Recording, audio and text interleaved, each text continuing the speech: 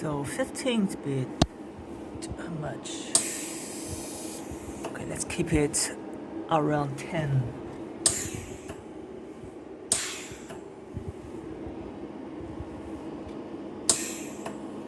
Now it's like 8 or something.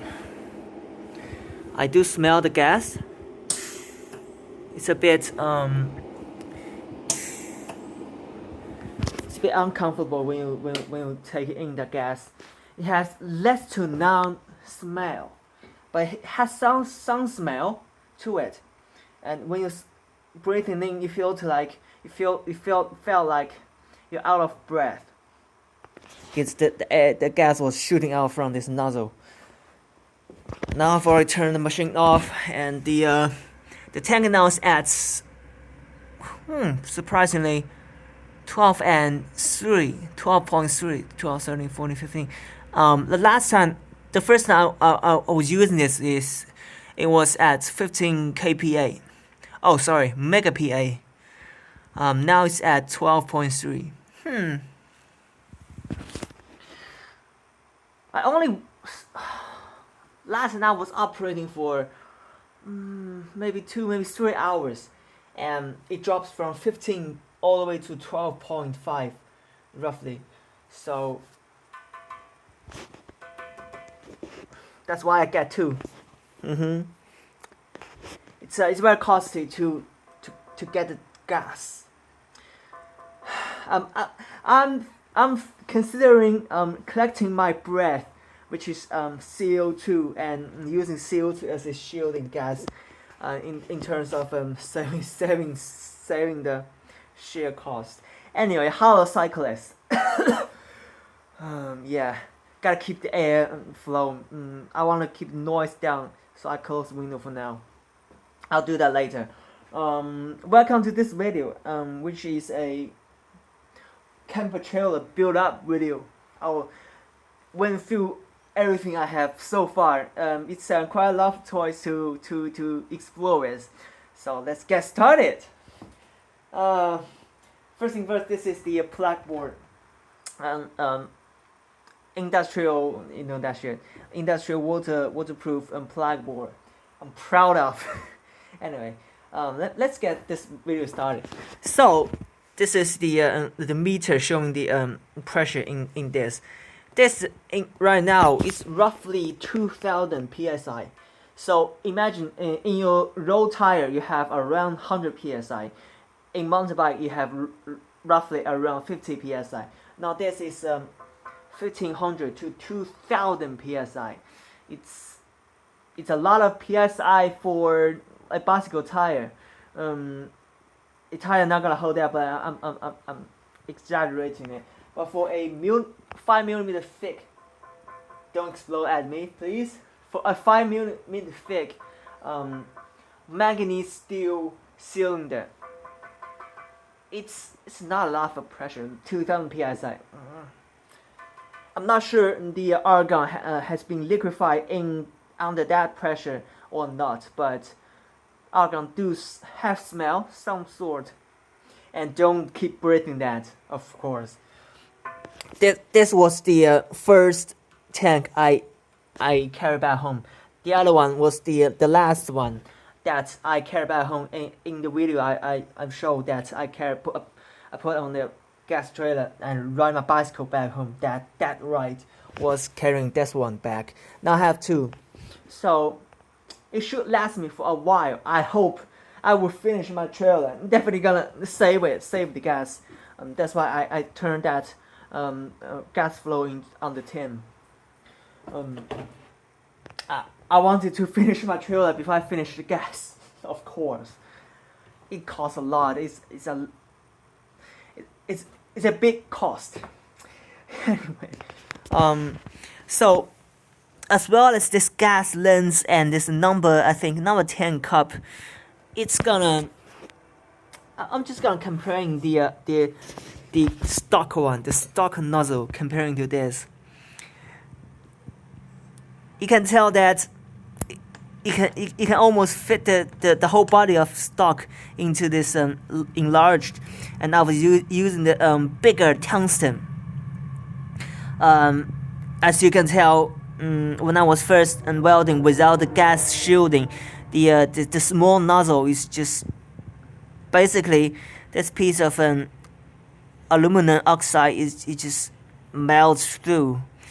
This is basically ceramic, but it still melts through without the shielding gas.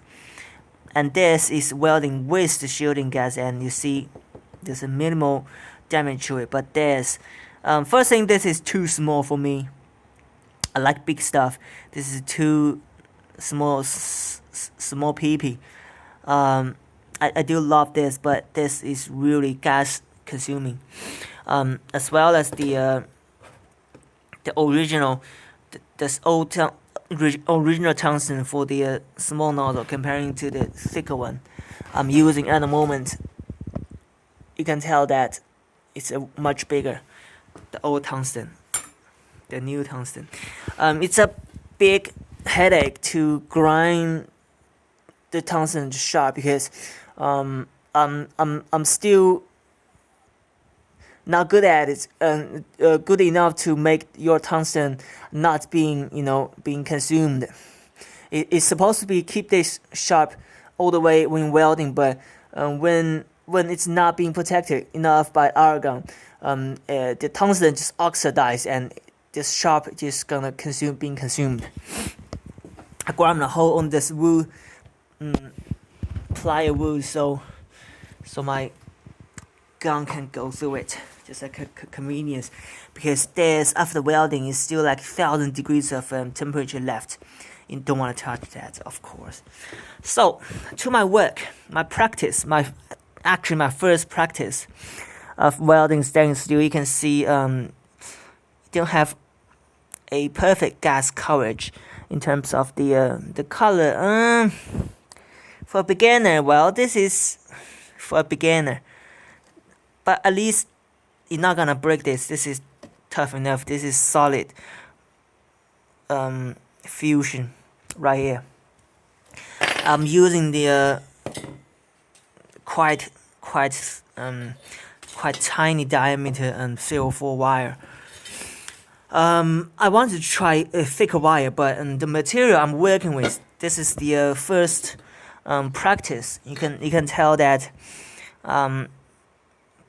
basically I think I'm using too low amperage, and the arc goes for too long, so my material is cooked while the patches, the tacks are not really melting to materials. I'm merely just sheerly using the silver wire to bond two materials to each other. This is a slightly better practice, but still, I'm still not getting there. It's I think the amperage is too low, so I'm cooking the material, but not really fusing them together. But nevertheless, I was actually able to weld 3 pieces of tube together. Roughly, that's my practice. Oh shit! That's my mask. Okay, just keep it there, please. That's my welding mask. This is another practice piece. This one, yeah, I'm still not fusing the materials, but rather adding the rod to it in order to make them touch it to each other. It's supposed to be fuse two materials the edge together without rod anyway. You just fuse two materials to each other by using high amperage.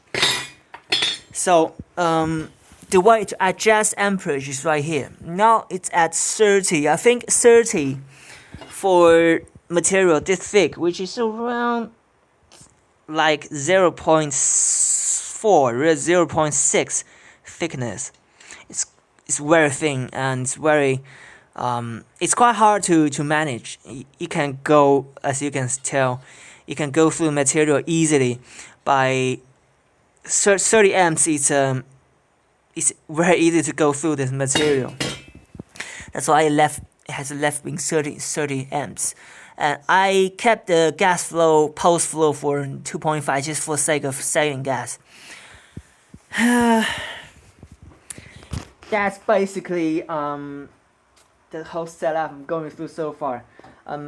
By the way, I was buying this tungsten. This is like the tungsten I'm using right here. This whole pack is 100 yuan. I don't think I will never run out of tungsten anymore. The reason I brought that much is because they don't sell it, but like every single piece. Of course, it will be not profitable to just sell one piece. That's why I have to buy the whole package. But nevertheless, it's thicker tungsten and it's more quality tungsten, of course, than this one. So it's not a huge ass in the pain. So yeah, pain in the ass. So whatever. I was actually replacing this tungsten clamp or the hold. I was customizing it a little bit. You can tell that I was, I was using a lot of those tungsten holes in order to keep the tungsten in it firm. I'm using this box to weld. So, but just because this one, the welding gun is you have to suspend your arm and when you go horizontal, which is quite tricky to do. What I does is to put my wrist on the box, and that's how I can go the welding process easier. As you can tell, just go this way. Go. Where's my English? Anyway, and this is my practicing piece. I think I add the 3/4 rod to the material right here. And the rest of it is just plain practicing of moving and the wrist action. As you can tell, I'm using a bit too much of amperage right here, but at least the gas is protecting the steel. This is I think what type of steel this is? It's not stainless. I think this is not stainless, or is it? Yeah, maybe this is stainless. Anyway, it's some sort of steel.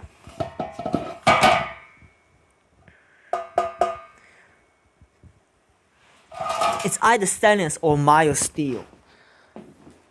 Anyway, so that's, I think, the